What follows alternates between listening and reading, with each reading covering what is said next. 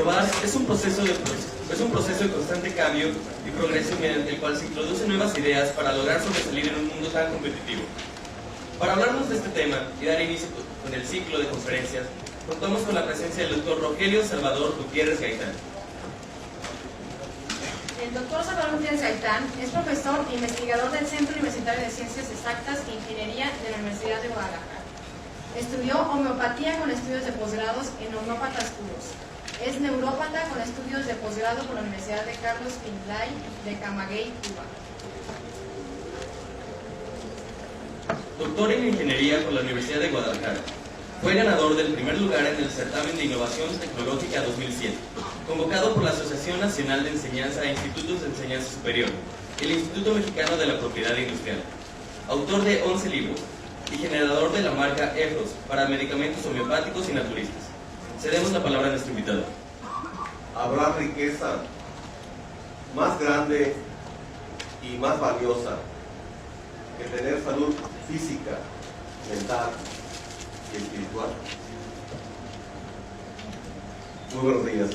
En primer lugar, quiero agradecer al comité organizador de que me haya invitado para darles esta conferencia, esta plática, que deseo de todo corazón les sea de interés, sobre todo de utilidad. ¿Por qué es importante el tema que vamos a tratar? Para empezar, debo decirles que a mí me apasiona. ¿Por qué me apasiona? Comencé diciendo que no hay nada más valioso en este mundo que poseer salud. ¿Están de acuerdo conmigo? ¿De qué sirve tener riquezas, posesiones, si no tienes salud? Pues de lo que les voy a platicar esta mañana es de un medicamento que obtuvo un premio en el 2007, el Premio Innovación Tecnológica 2007. ¿Quién convocó a este certamen? Bueno, convocó la ANUYES. La ANUYES es la Asociación Nacional de Universidades e Institutos de Enseñanza Superior, en conjunto con el INPI. ¿Qué es el INPI? El Instituto Mexicano de la Protección Intelectual. Ellos dos convocaron, la sede fue la Universidad de Guadalajara, participaron 19 universidades con 47 proyectos de investigación y el proyecto del que les voy a hablar esta mañana obtuvo el primer lugar. ¿Por qué lo obtuvo? Bueno, porque ofrece una alternativa ante una problemática muy fuerte en nuestro país. Quizás aún no seamos conscientes de lo que está ocurriendo en él. La principal causal de fallecimiento en nuestro país es diabetes.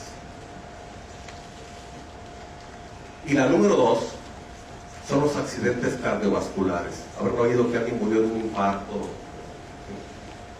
La tercera causa de fallecimiento son los accidentes cerebrovasculares. Habrán oído embolias, derrames. Pues quiero decirles lo siguiente. Estas tres principales causas de fallecimiento en México, no estamos hablando de Kenia ni de Europa, son provocadas, entre otras, por dos factores fundamentales. Voy a decir que tres factores fundamentales.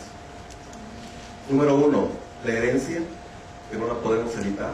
Por eso tenemos el tono del pelo, la estatura, la piel, etc. Pero también heredamos diabetes. La número 2, y muy importante, la dieta. Increíble que en pleno siglo XXI no sepamos alimentarnos. Y nuestras madres jamás recibieron curso de nutrición. Y lo que me sorprende a mí en el consultorio, que a veces atiendo pacientes que me dicen que están yendo con una nutrióloga o un nutriólogo, y me sorprende de lo que les dicen que comen. Y la otra causa, somos un país pasivo. ¿Y a qué me refiero con pasivo? Cada vez somos más pasivos. El control remoto. Vamos a comprar el periódico a 2 cuadras en el automóvil. Usamos el elevador. Y entonces, ¿qué ocurre? Aquí va lo dramático. Somos el segundo país más obeso del mundo. ¿Lo escucharon bien? Medalla de plata en obesidad. Primer lugar, medalla de oro en consumo de refrescos del mundo. Si ustedes se fijan, a la hora de la comida todo el mundo sale con sus botellonas, sobre todo de un refresco negro, muy sabroso, pero que es fabricante de diabéticos. No digo más, ustedes las conocen las dos principales. Entonces, ¿qué ocurre? Necesitamos urgentemente hacer un cambio, porque ¿saben qué? En este momento nuestros niños, y escúchenlo muy bien, en este momento nuestros niños son los más obesos del mundo.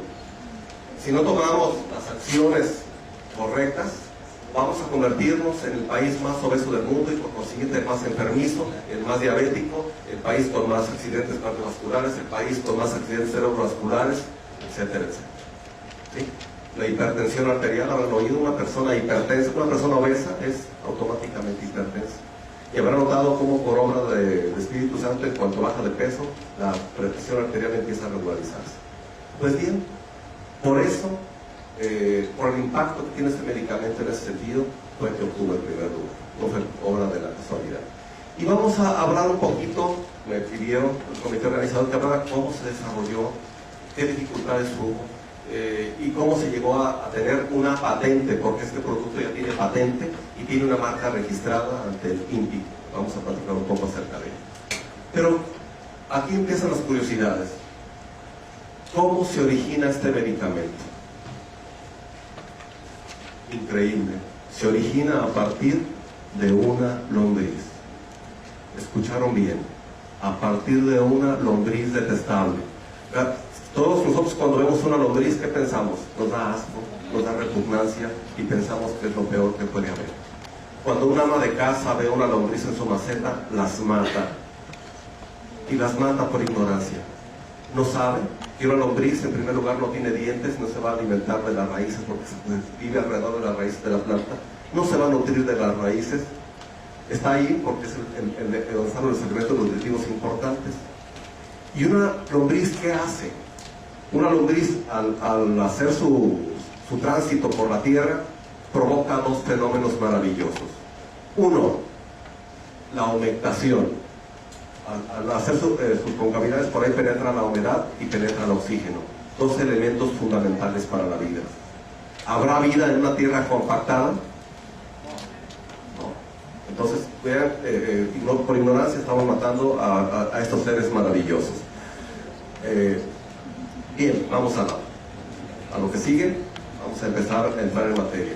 Vamos a hablar un poquito acerca de este ser que desconocemos y que yo estoy maravillado de ello y quiero transmitirles este conocimiento. La lombriz se ha encontrado en estratos pertenecientes al Precámbrico. Estamos hablando de hace 800 millones de años. Y la primera pregunta que les asaltará, bueno, ¿y eso qué tiene de particular que esté hace 800 millones de años? Bueno, que a la lombriz le tocó ver nacer, crecer, reproducirse y desaparecer de la faz de la Tierra a los dinosaurios. Y la lombriz sigue existiendo desde hace 800 millones de años. Esos seres que se han encontrado fósiles se han analizado y son anatómicamente iguales a los que tenemos hoy en día. Decirles que en el mundo hay cerca de 1.800 especies de lombrices y no estamos trabajando con una sola, que vamos a ver a continuación. Otros detalles más que se nos han olvidado porque los hemos enterrado en la historia. Los antiguos egipcios ya veneraban a la lombriz.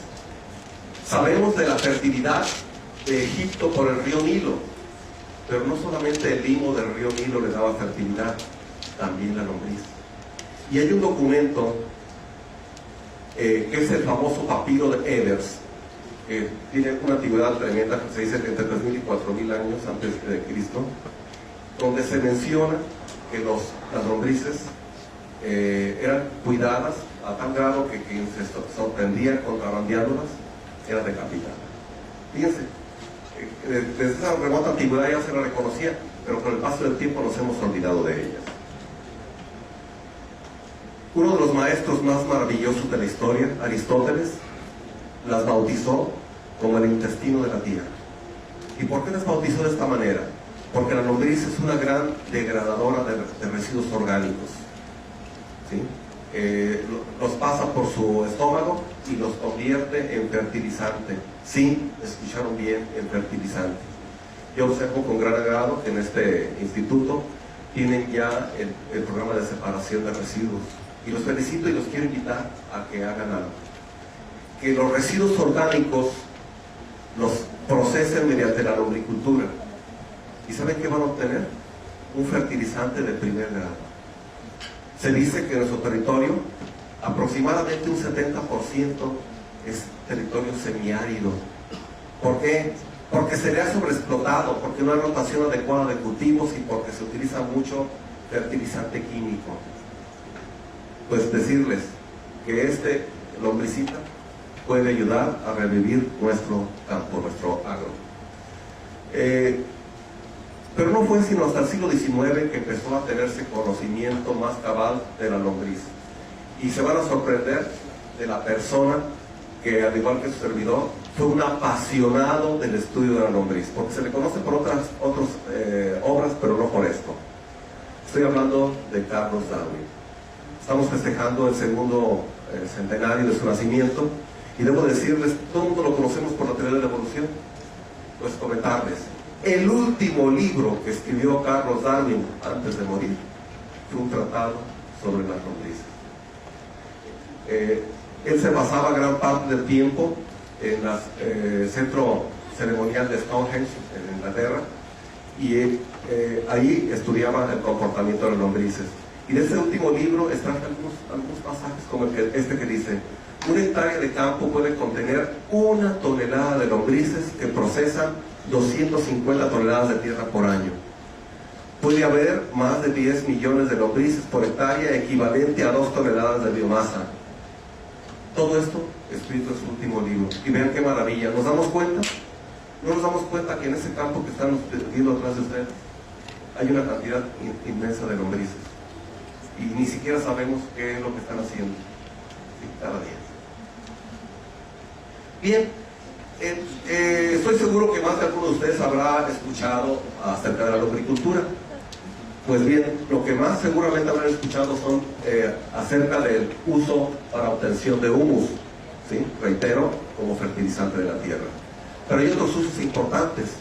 Algunos de ustedes recordarán las caricaturas de antaño donde se utilizaba la lombriz para la pesca.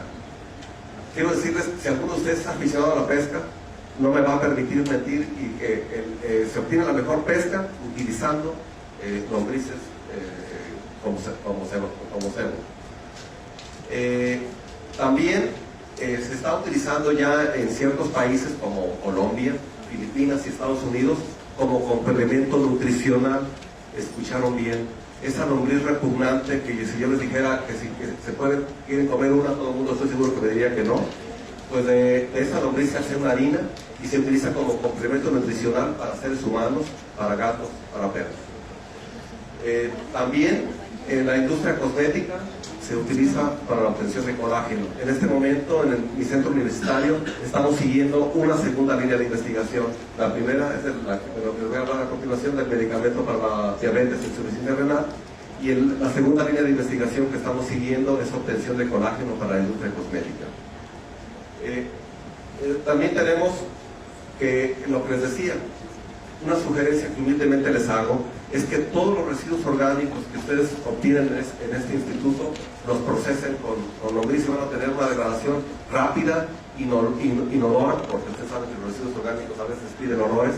Pues con esto no hay olores y es más rápido que si ustedes compostean. A quien conoce de esto sabe que el composteo puede durar hasta meses. Con la ayuda de lombrices es cuestión de días o semanas. Y finalmente, lo que es una innovación a nivel mundial, sé que también en Italia otras personas están trabajando en ello, pero es la obtención de fármacos, que es motivo de esta plática y del reunión que tuvimos. Y empezamos con las maravillas que les quiero transmitir. Características de la lombriz. Ojo con lo que les voy a mencionar. No hemos podido descubrir alguna enfermedad de la lombriz. ¿Lo escucharon bien? La lombriz no padece enfermedades. Y miren, las hemos expuesto a elementos tan adversos como el excremento humano, algo más patógeno que el excremento humano. o el excremento de cerdo, de vaca, de perro, de lo que sea, pues no solamente convive con él, sino que se lo come, lo degrada y lo transforma en fertilizante. ¿No se enferma? Sí. La lombriz pesa aproximadamente 1 gramo. Su nombre científico, de la que estamos hablando el día de hoy, es decir, que hay 1.600 especies en el mundo, es la Eisenia fétida. Esto se pronuncia fétida porque tiene una peculiaridad: cuando esta lombriz se ve atacada, despide un olor para repeler a quien la ataca. Respira por medio de su cutículo bien, no tiene pulmones. Y otras características importantes: no soporta el sol. Como ha estado millones de años bajo la tierra, si ustedes ponen una lombriz media hora al sol, se muere de inmediato. ¿Sí? Otra maravilla extraordinaria: vive aproximadamente 15 años. Yo les preguntaría a los que sepan un poquito de zoología, ¿cuáles son los animales más longevos de la naturaleza? ¿Alguien sabe cuáles son los animales más longevos? ¿Quién? Tortuga de Galápagos, gigante. ¿Perdón? ¿No escuché por allá? Pero no. Son los animales, la ballena y el elefante son considerados entre los más longevos. Y observen qué pasa. Entre más grande es el animal, más longevo es. De hecho, la ballena es de los animales que más viven. Y de nuevo la lombriz rompe con el esquema. Justamente un perro, ustedes saben que un perro más o menos vive eso, aproximadamente 15 años, ¿no es cierto? Pues la lombriz, que mide 5 centímetros de largo por aproximadamente 1,5 milímetros de diámetro, vive aproximadamente 15 años y no padece enfermedades. ¿No es maravilloso? Otra cosa estupenda: un solo individuo, ojo, un solo individuo puede llegar a ser padre de 1.300 lombrices al año. ¿Alguno de ustedes podría hacer eso? Imagínense que esto es, la población crece de manera exponencial. Otra característica curiosa es hermafrodita. ¿Esto qué significa? Que el individuo posee los dos sexos, pero no se puede autofecundar. Requiere de otro individuo, se cruzan, se fecundan mutuamente, se desarrolla un huevecillo. Bueno, enseguida lo vamos. Pues aquí está. Esta es una lombriz embarazada, aquí se observa. Y de aquí se obtiene un huevito y puede desarrollar entre 1 y 20 individuos. Y esto puede ocurrir en un mes. Entonces imagínense la velocidad con que se reproduce. Otra maravilla que rompe también esquemas. Ojo, cada lombriz tiene 5 corazones. Qué bueno que no estuviéramos 5 para si uno tener otro de refracción y si no otro, ¿verdad? Bueno, pues la lombriz tiene 5 y tiene 6 pares de riñones, y van a ver por qué esto es maravilloso. Como curiosidad, este medicamento es maravilloso para enfermedades renales. Y vean por qué. La capacidad que tiene de filtración. Y 182 conductos excretores. Esto también es importante. Es una gran devoradora de residuos orgánicos. Consume el equivalente a su peso. Cuando mucha gente lo lee y no le llama la atención esto, pero les pongo a reflexionar. Imagínense un individuo que pese 80 kilos y que tenga que consumir 80 kilos de alimentos diarios. ¿Sí? Entonces, consume su equivalente en peso. Contiene más proteínas que el pescado. Tiene gran contenido de colágeno, por eso estamos trabajando en esa línea de investigación. Vive en ambientes húmedos y se nutre de restos vegetales. ¿Sí? Pero muy triturados. ¿Sí? Por ejemplo, si ustedes le ponen cáscaras de naranja, obviamente que jamás la van a consumir porque no tiene bien, tiene que estar muy triturado o degradado por la propia naturaleza. Es capaz de vivir en altas densidades, no como nosotros, que no podemos vivir en un condominio porque nos peleamos, ¿no? Puede haber entre 30 y 40 mil lombrices por metro cuadrado. Y avanza excavando el terreno a medida que come. Y es un animal migratorio, por eso van a observar enseguida que vean los nidos, porque los construimos de esa manera. Bien, continuamos. Esto que están viendo justamente es un saco de harina de lombriz, que próximamente ustedes van a consumir, estoy seguro, y más cuando sepan de sus propiedades. Ya les dije esto, que países como Colombia, Filipinas y Estados Unidos lo están consumiendo. Y un dato, quizás esto ustedes lo escucharon, el Instituto Politécnico Nacional elaboró galletas de lombriz hace algunos años. Nosotros en el centro universitario emulamos esto, elaboramos también galletas con mis alumnos, elaboraron y se pusieron en una charola muy bonita y se llevaron por todos los pasillos del centro universitario y entre alumnos y maestros se ofrecieron, ¿gustan comer una galleta? Entonces ya que la estaban comiendo se les dijo, ¿les gustó? Sí. ¿Saben de qué está hecha? ¿Sí? De lombriz. ¿Cuál creen que fue la reacción de todo el mundo? Que le estábamos tomando el pelo, que era una broma, y todo el mundo como queriendo volver al momento. En ese momento se les entregó un panfleto donde se explicaba todas las bondades de la orina de lombriz como un complemento nutricional y todo cambió. No tenemos la cultura. Pero se nos está olvidando que en nuestro propio país, no estamos hablando de Francia o de Alemania, de un país lejano, en Oaxaca se consumen escarabajos, hormigas, gusanos, etcétera, etcétera. Bueno, este es el logo de nuestra planta de lombricultura y este es tal y como la recibimos en el año 2002. Este es como después de que asistí a un curso de lombricultura que impartió la Universidad de La Habana y el Centro Universitario de Ciencias Biológicas y Agropecuarias de la Universidad de Guadalajara, pues salí muy animoso, muy motivado a fundar una planta de lombricultura en mi centro universitario. Y después de muchas vicisitudes, de hablar con jefes de departamento, hasta llegar con el rector, finalmente me dieron este lugar. Así lo vemos de lejos, lo vamos a ver de cerquita, vean esto. Anteriormente eran dedicados a la investigación de plantitas, pero estaba abandonado. Esto es tal como lo recibimos, vean ustedes, completamente abandonado. Y nuestra misión fue, rapidito, para no pasar rápidamente a lo que les interesa la investigación, fue fomentar y difundir la lombricultura para contribuir en la conservación de recursos naturales, apoyándonos en la investigación y experiencias directas para optimizar los procesos de dicha biotecnología. Los objetivos: contar con un espacio donde se realiza la labor educativa en pro del medio ambiente, porque hablamos mucho del medio ambiente, pero hacemos muy poco. Procesar desperdicios orgánicos del centro universitario. Ustedes, los felicito, les insisto, ya tienen una separación de residuos, lo cual es maravilloso.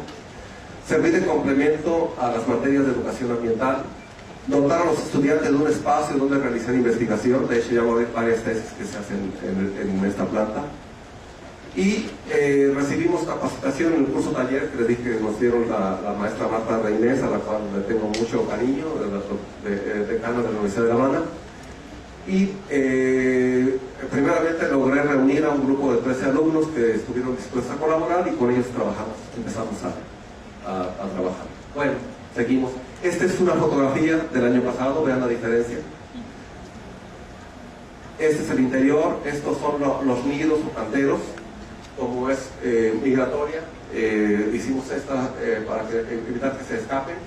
Y aquí esta fotografía no lo muestra, pero los cubrimos con una tela, una malla negra, con el objeto de impedir que se las coman por ejemplo, ratas o los pájaros, porque los animales a veces son más inteligentes que nosotros. Cuando dejamos esto abierto, se la roban. Los pájaros les encanta mucho la lombriz, se nutren de una manera extraordinaria. Bueno, y vamos entrando en materia. En 2005, después de 3 años de estar trabajando en aras de labores básicamente proambientales, obtuvimos un hallazgo bibliográfico que nos condujo a muchas cosas interesantes. ¿Qué consistió este hallazgo bibliográfico? Estando yo en La Habana, la maestra Marta Reynés me mostraba un libro donde un médico de los años 30 del siglo pasado mencionaba que él utilizaba la lombriz para reducir niveles de colesterol en sangre. Sí, párenle de contar. Era todo lo que decía. Que disminuía niveles de colesterol en sangre. Entonces, nos llamó mucho la atención la doctora y sí, ¿por qué no haces una investigación en ese sentido? Vine a México y me aboqué a ello. Y como soy fanático y adorador, incluso soy profesor de homeopatía desde el año 1994, de hecho tengo algunos libros escritos al respecto, pues me aboqué a elaborar un medicamento homeopático a base de la lombriz. ¿Sí? y experimentarla para ver si era cierto que se reducían niveles de colesterol. Él decía nada más eso, lo que dice a continuación es por lo que ya obtuvimos enseguida. Pues ya era certificado, la lombriz tiene un sistema inmunológico muy poderoso y pues no hay nada como aprovechar esto en beneficio de los seres humanos. Entonces, primero que nada hice una convocatoria en la carrera de químicos farmacobiólogos y reuní un grupo de 120 alumnos. Les dimos la plática y los invitamos a que colaboraran con el proyecto de investigación. Curioso, de esos 120 alumnos, el 50% se decidió a colaborar con nosotros. ¿Por qué? Porque eso significaba probar un medicamento que quién sabe qué les iba a provocar, llenar una serie de formatos, someterse a análisis clínicos, etcétera, etcétera. Lo que en homeopatía nosotros denominamos experimentación pura. ¿Algunos de ustedes, levante la mano, saben lo que es experimentación pura? Veo que no. Bueno, la experimentación pura es lo siguiente. En la alopatía, los medicamentos alopáticos que regularmente compramos en la farmacia se experimentan en animales, en conejos, en ratones, etcétera, etcétera, animales. ¿Sí? ¿Por qué? Para no exponerlos a toxicidad. Pero da la casualidad que los medicamentos homeopáticos no son tóxicos, ¿sí? Pero sí provocan una enfermedad sintética. Por ejemplo, a una persona que tenga fiebre, en homeopatía le damos un medicamento que le provoque, porque a una persona sana le provocaba la fiebre con las características del paciente y lo cura. Esto es, lo mismo que provoca en el sano, lo cura en el enfermo. Lo mismo que cura en el enfermo, lo provoca en el sano. ¿Me explico? Bueno, esa es la experimentación pura y por eso se aplica en personas sanas y con una gran ventaja. Un animal, un conejillo, un ratón, jamás nos va a decir qué siente y a qué hora lo siente y cómo lo siente. En cambio, un ser humano sí. Y entonces es la gran ventaja que nos ofrece la experimentación pura. Aquí está lo que les mencionaba. Bueno, a los estudiantes los sometimos a análisis clínicos antes de la experimentación. ¿Cuáles análisis clínicos? Es una química sanguínea, un examen general de orina y una biometría hemática, ¿sí? Antes de la experimentación. Les dimos formatos y les pedimos que en esos formatos fueran escribiendo lo que consumían cada día para no tener una correlación de su alimentación con los resultados finales de la experimentación. Durante 2 semanas los sometimos a una ingestión cada vez más grande del fármaco, del medicamento. Esto es, lo primero que hacían al levantarse era tomar el medicamento y en dosis cada vez mayores. ¿Sí? El día, por ejemplo, les dimos unos glóbulos y el día iniciaron con 6, el día siguiente con 8, 10, 12, 14, 16, cada día más masivo hasta que no tuvieran síntomas. Bueno, cuando terminaron cuando pasaron las 2 semanas y que nos reunimos para ver qué había ocurrido, porque nos reunimos nuevamente en un salón para hacer nuevamente los análisis clínicos, nos encontramos las siguientes sorpresas. Durante el periodo en el cual ingirieron los medicamentos, se presentaron exactamente los síntomas de un diabético. Y quizás algunos de ustedes no sepan, ¿cuáles son los síntomas de un diabético? Mucha sed, mucha hambre y mucha orina. Esto es lo que define, y esto lo digo para si alguna vez, ojalá que nunca, tocamos madera, algunos de ustedes experimentara esto de una manera tremenda, mucha sed, mucha hambre, mucha orina, son los primeros síntomas de diabetes. Pero ojo, hay pacientes asintomáticos que no sienten nada, desafortunadamente. Y digo desafortunadamente porque el cuerpo nos está avisando cuando algo está mal. Pero no solamente eso, decaimiento, cansancio, tristeza, dolores musculares, dolor de cabeza. Entonces, por eso les enseño, bajo el principio homeopático, vimos que se presentaban exactamente los mismos síntomas de un diabético y decidimos, como siguiente paso, a formar un grupo piloto con personas no insulinodependientes, esto es, con diabetes tipo 2, y la misma historia, darles formatos, darles el medicamento y ver qué ocurría, hacerles análisis antes y análisis después, y las sorpresas que nos llevamos fueron estas. Se estabilizaron los niveles de glucosa, pero no solamente eso, creatinina y colesterol. Otro gran problema que se está presentando actualmente en nuestra ciudad y a nivel nacional, no solamente en nuestra ciudad, es los problemas renales. Habrán escuchado que ya hay mucha gente con insuficiencia renal. Habrán escuchado que ya hay muchas personas que son candidatas a trasplantes de riñón. Habrán escuchado por ahí, ¿verdad? Nada más como dato, en los últimos 5 años, el Hospital Civil de Guadalajara ha realizado un promedio de 50 trasplantes por año. Y no se han hecho más por múltiples razones.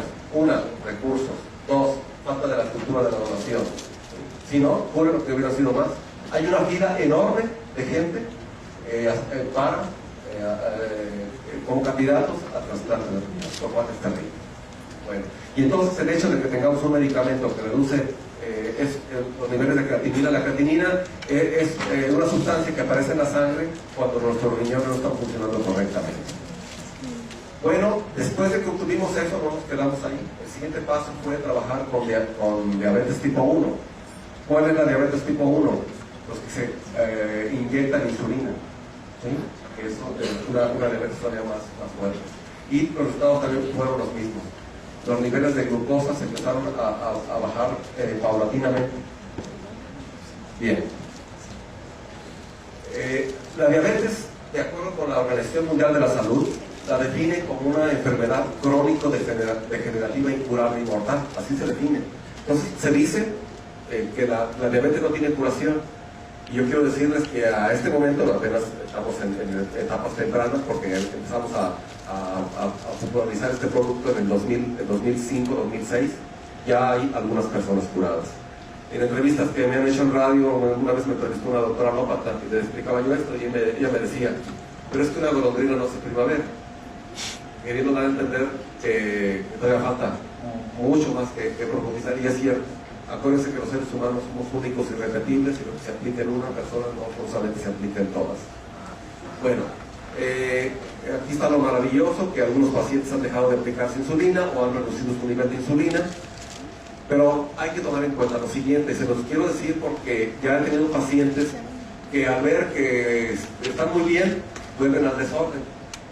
Y esto ya se lo dije al inicio, pero quiero reiterar, porque se les quede muy grabado en su mente, porque necesitamos cambiarlo. Somos el segundo país más obeso del mundo, somos el principal país consumidor de restos del mundo, que la segunda causa de fallecimiento son los accidentes cardiovasculares, que la tercera son los accidentes cerebrovasculares, y que todo esto no es más que lo mismo, causado por la dieta y por nuestra pasividad.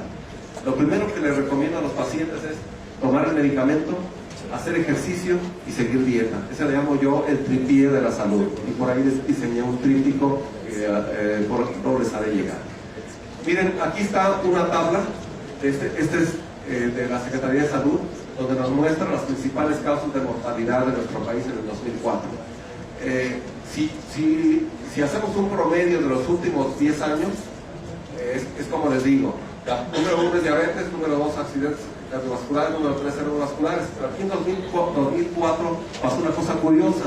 En el tercer lugar apareció cirrosis y otras enfermedades del hígado, ¿sí? Pero esto ocurrió más en el 2004. Casi del 2000 para acá es el orden como les digo. Bien. Por si alguien no lo sabe, el límite máximo de glucosa en sangre debería ser 110 para una persona que está en control, pero todavía 120 es tolerable, pero hay quienes tienen 180, 200, 300 y hasta 500. Y es necesario cambiar hábitos. A continuación les voy a mostrar una tabla, pero antes de mostrar la tabla quiero darles los antecedentes de esta tabla. La tabla que se presenta a continuación muestra los resultados de análisis clínicos de glucosa en pacientes antes y después de suministrar la dosis. Entonces van a ver ustedes una tabla donde la primera columna es el paciente antes de tomar el medicamento, una segunda tabla con la glucosa después de que tomó el medicamento, una sola dosis, ¿sí? Además, ya les dije, se recomienda una dieta sin carnes rojas, sin harinas refinadas, sin refresco y sin café, y como complemento se les sugirió ejercicio diario, esto es una caminata acelerada de al menos 20 minutos diarios, ¿sí? Del análisis que vamos a ver en la tabla vamos a ver lo siguiente: en la totalidad, el 100% de los pacientes hubo una reducción del contenido de glucosa en sangre, que es el principal problema del diabético. En 10 de los pacientes, el 41.7% de la muestra lograron una segunda lectura inferior a 120, que es el límite máximo tolerable. Y es digno de observar que 2 de los pacientes, el 5 y el 9, ya estaban en rango y no fueron considerados en el porcentaje que les menciono. Los pacientes con mayor reducción de glucosa fueron el 3, para verlo, con menos 229 unidades de glucosa, el 21 con menos 219 y el 22, allí un error, y el 22 con 209, lo van a ver en la tabla. La paciente 8 logró una reducción de menos 120 unidades de glucosa en tan solo 7 días. Vean qué fantástico, en tan solo 7 días. Mientras que el paciente 8 tuvo una reducción de menos 147 en 13 días. Y el paciente 18 redujo en menos 196 unidades de glucosa en 17 días. Esto es impresionante. Los resultados preliminares nos hacen abrigar esperanzas de que un paciente que toma el medicamento y sigue las instrucciones en cuanto a dieta y ejercicio podrá llegar a lograr una regulación de su contenido de glucosa en sangre y por consiguiente mejor calidad de vida.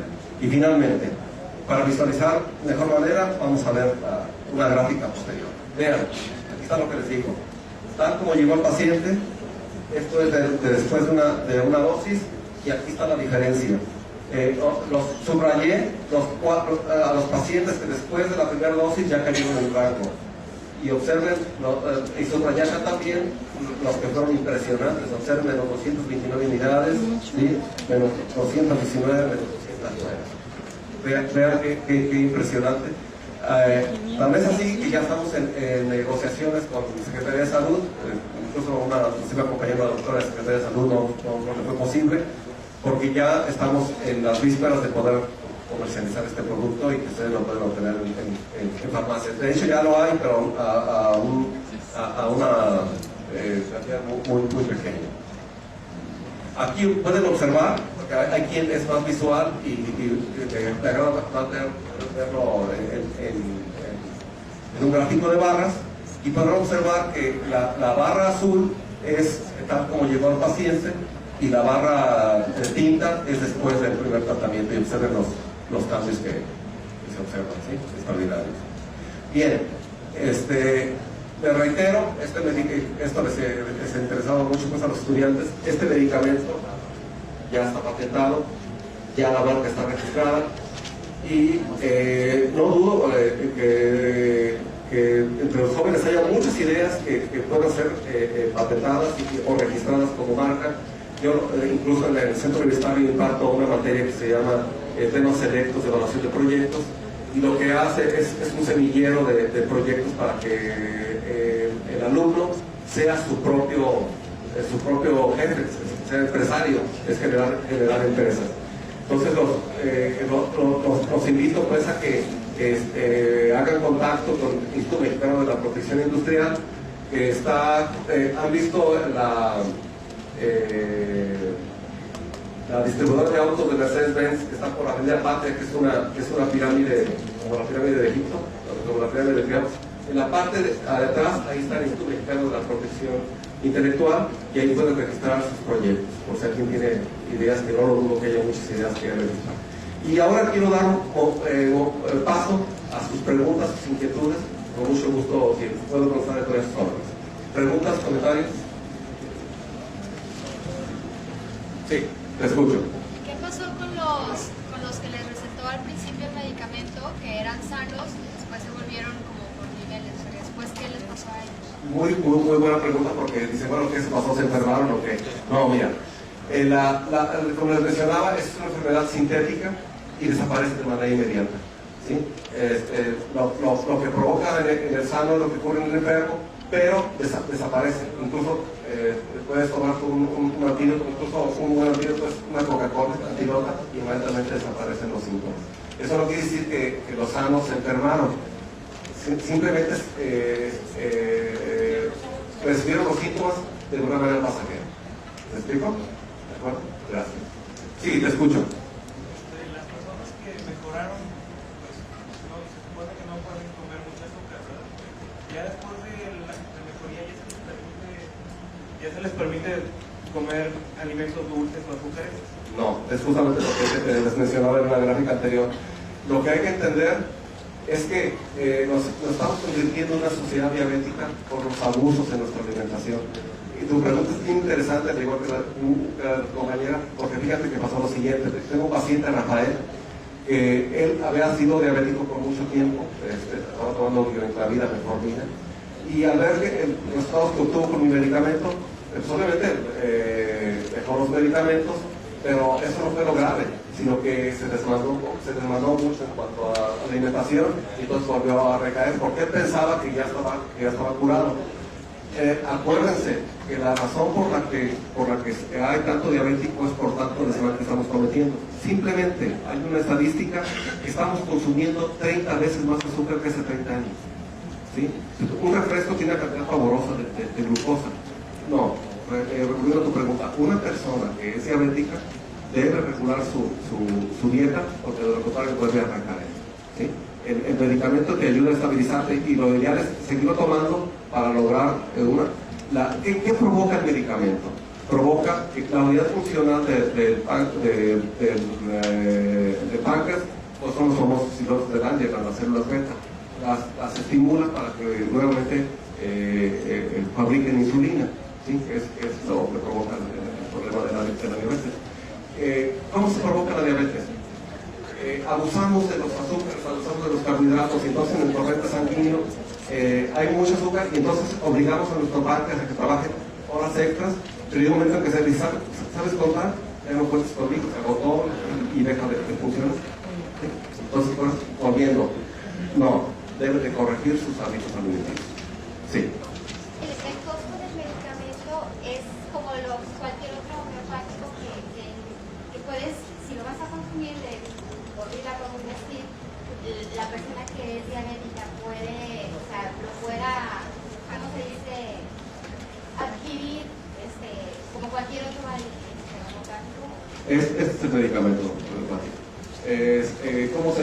Incluso aquí viene, es sencillo, ya tiene marca registrada, ya está patentado, ¿no? Ya se puede conseguir en nuestra farmacia. La farmacia que lo está distribuyendo está en Pedro Moreno y Camarena. Ahí está una farmacia homeopática que se llama Energética, que lo está distribuyendo.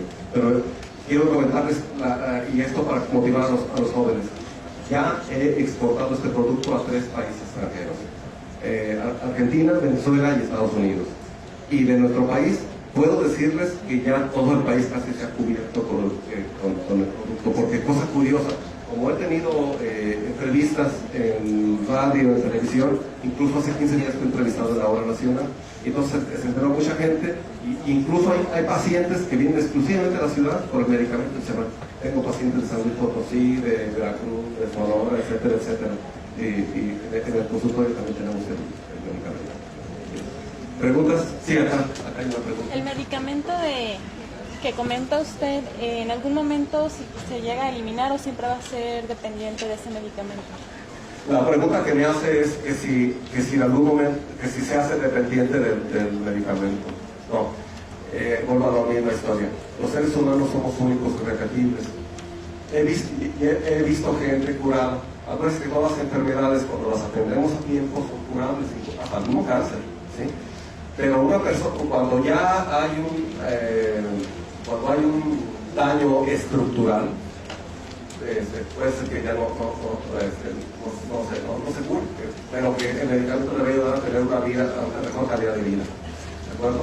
No hay que olvidar, y aquí más cosas dramáticas, la diabetes es la principal causante de amputaciones en nuestro país.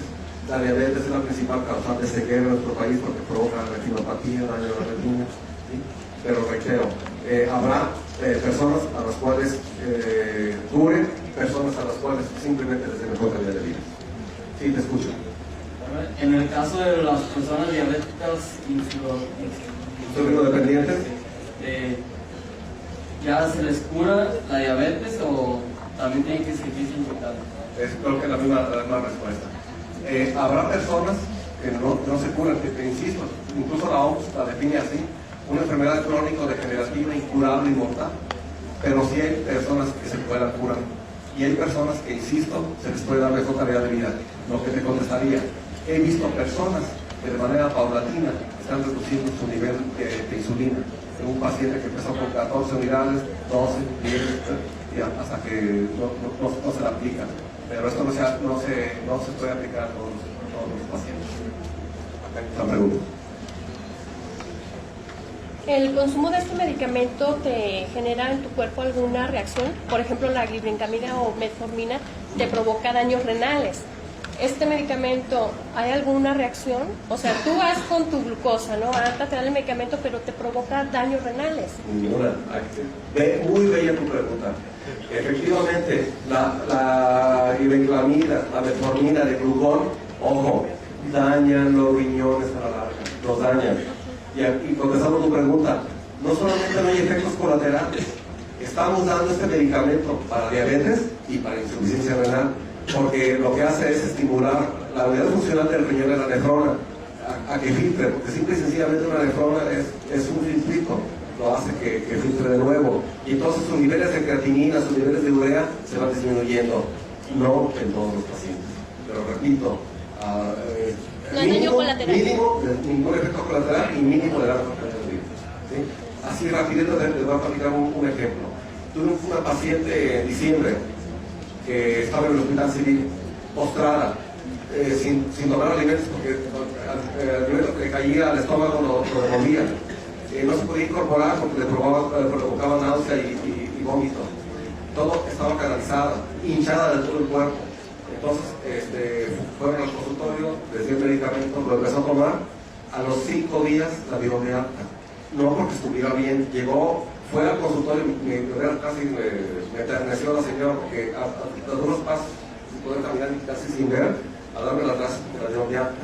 Actualmente va como por la 4ª dosis, está en buenas condiciones. No digo que curada porque no. Mejoró. Pero ve la mejora tan dramática de diciembre a la fecha. Mira, ¿qué tan caro es una inversión en patentar un producto como esto? ¿Cuánto tiempo lleva? Muy buena pregunta. Depende del tipo de patente que tú quieras. Nosotros lo que hicimos fue la patente internacional, patente mundial. Entonces, hay patentes nacionales, patentes regionales y patente mundial. Nosotros, mundial, nos permitieron, hasta después de un año de estar en trámite, nos permitieron publicarlo. Ojo. Muy buena pregunta. ¿Por qué? Porque si tú publicas antes de que esté bien sustentada la patente, te pueden robar la idea. Incluso a mí me recomendaban, no lo menciones, no lo digas, porque alguien puede escucharlo, se te adelanta, ya le quedan hasta la Virgen de Guadalupe, ya la patentaron, ¿no? Entonces, depende del tipo de patente que quieras. Puede ser una patente muy simple, puede ser una patente muy sofisticada, y puede ser patente nacional, o puede ser patente regional o patente internacional. El costo... a mí me ayudó, como soy profesor investigador de la Universidad de Guadalajara, me ayudó a la universidad, pero tengo entendido que el costo fue aproximadamente 14,000 pesos. El costo de la tramitación de la patente. Pero ese trámite se hizo en México y aplica para cada país donde van a exportar el producto. Sí, ese pago se hizo en el INPI y eso es mundial, como te decía anteriormente. ¿Sí? Y una vez que tú tienes la patente, pues tienes 10 años para explotarla. Y si alguien tú descubres que alguien lo puedes demandar por cantidad millonaria, entonces te protege a nivel mundial. ¿Alguien más? Agradecemos al doctor Gutiérrez Gaitán por esa intervención.